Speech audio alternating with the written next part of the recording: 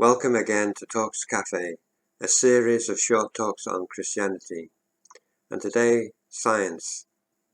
Is science an enemy of Christianity, or is it perhaps an ally? Well, since both are seeking truth, I would like to think that they are actually allies. The problem is that sometimes there's some misunderstandings. Sometimes a Christian doesn't fully understand the aspects of the science, and sometimes it's the scientist that doesn't fully understand some of the aspects of the Christianity. And I'd like to take a few examples of this.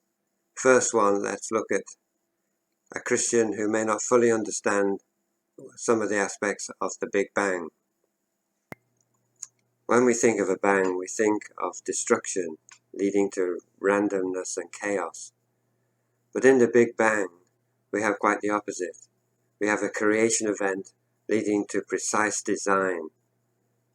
For example, all the constants of physics had to be precisely fine-tuned for the universe to operate the way it does and for us to exist in the universe.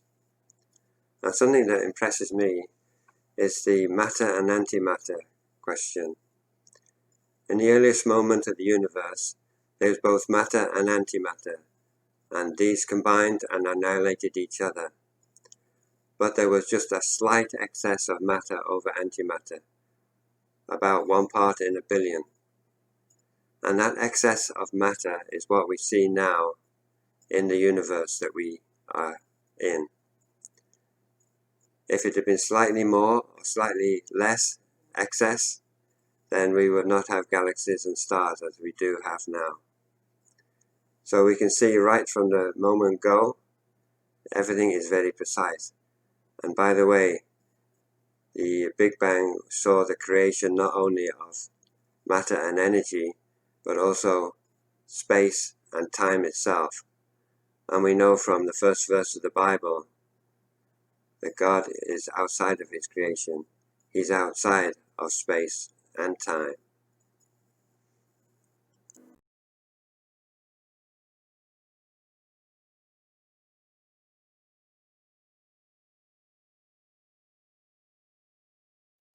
As an example of a scientist sometimes not knowing all the aspects of Christianity, I'd like to consider Noah's flood in Genesis chapter 6 of the Bible.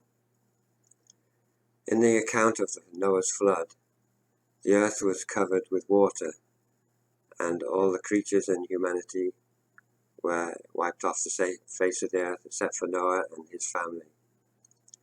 Now, when it talks about the flood covering the earth, the word in the Hebrew, the original language of the Old Testament, is the word eretz. And eretz not only means earth, but it means land, sometimes just occupied land. And so the Bible is not necessarily claiming that the flood was over the whole entire globe, but rather the area of land it would have taken to annihilate humanity at a time when, if God did not act, humanity was about to annihilate itself through violence. But God made arrangement for a group of people, as many as responded to his call, to be saved from that flood. So if the flood was actually just regional, it means that there was no need to bring into the ark kangaroos from Australia, bison from North America, penguins from the South Pole, or polar bears from the North Pole. It was only necessary to bring into the ark those animals needed to repopulate the land after the flood had receded, those native animals to that particular region.